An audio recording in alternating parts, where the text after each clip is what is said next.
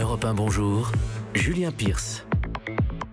Bonjour Julien. Cette semaine, vous avez décidé d'écrire à l'année qui vient de s'écouler. Absolument Julien. Chère année 2017. On est sur le point de se quitter et pourtant...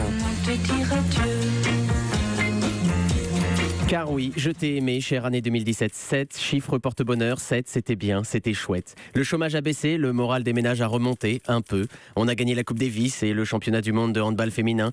Mais je t'ai aussi détesté parfois, chère année 2017, en voyant les inégalités entre riches et pauvres s'accroître toujours plus.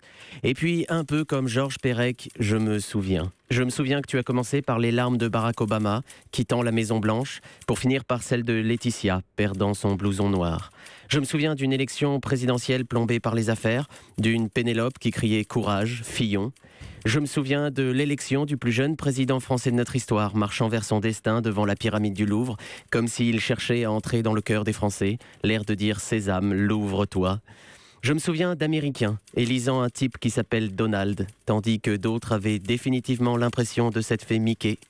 Je me souviens de la guerre en Syrie, d'un massacre en Égypte, à Las Vegas, et de tant de réfugiés dans les rues de Paris qu'on traite si petitement sous prétexte qu'ils sont migrants.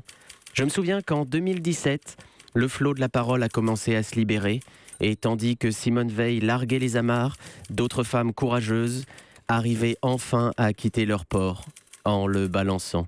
Et je me souviens qu'on s'est dit que celui qu'on a trop appelé le sexe faible devrait enfin pouvoir sortir de la zone des conforts.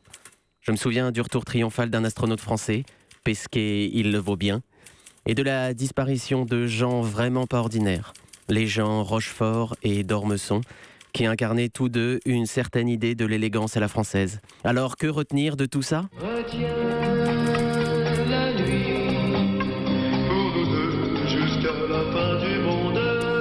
Oui, merci Johnny, retenons la nuit pour vivre dans le plus de lumière et d'amour possible, car l'aurore est humaine. Et puis, donnons-nous rendez-vous en 2018. 2018, l'année de la suite. Tendrement. Michael. La plume de Michael Hirsch. À prendre à la lettre, bien sûr. À l'année prochaine, Michael. Europe. Europe 1.